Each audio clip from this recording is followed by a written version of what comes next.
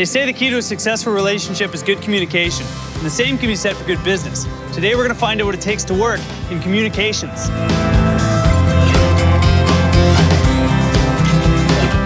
Hello. Brian. Karen, nice to meet you. Welcome to Vancity.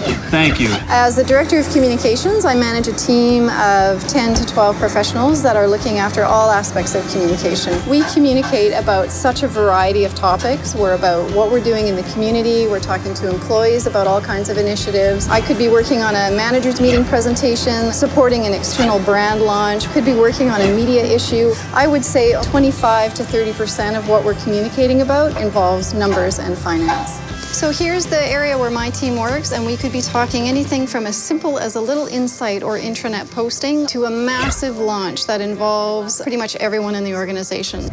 I started out on a completely different track. My education supported this choice, but the economy was tight when I graduated, so I took the first job coming, and that happened to be in advertising. I paid my dues, and when the time was right, had the requisite experience to make the jump over to communications, which is where I wanted to be.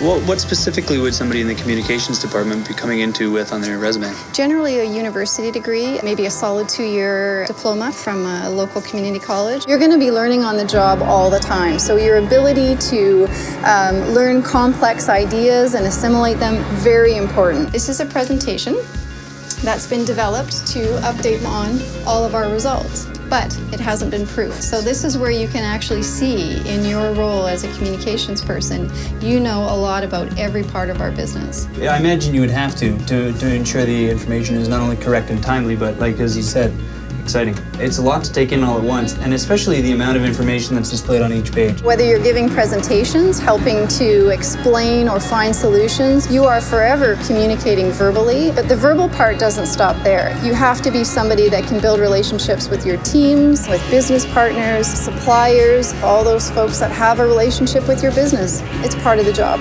And then on the back, what we've done is we've actually taken these brand attributes and blown them up into much larger. So there's a lot more information.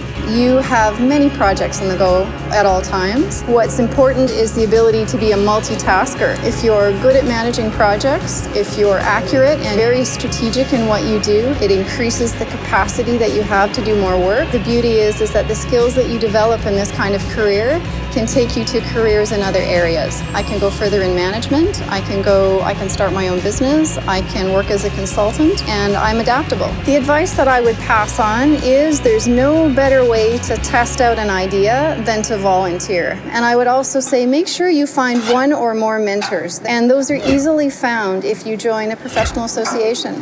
The most rewarding part of my job is the variety and the ability to see the impact of what I do everywhere.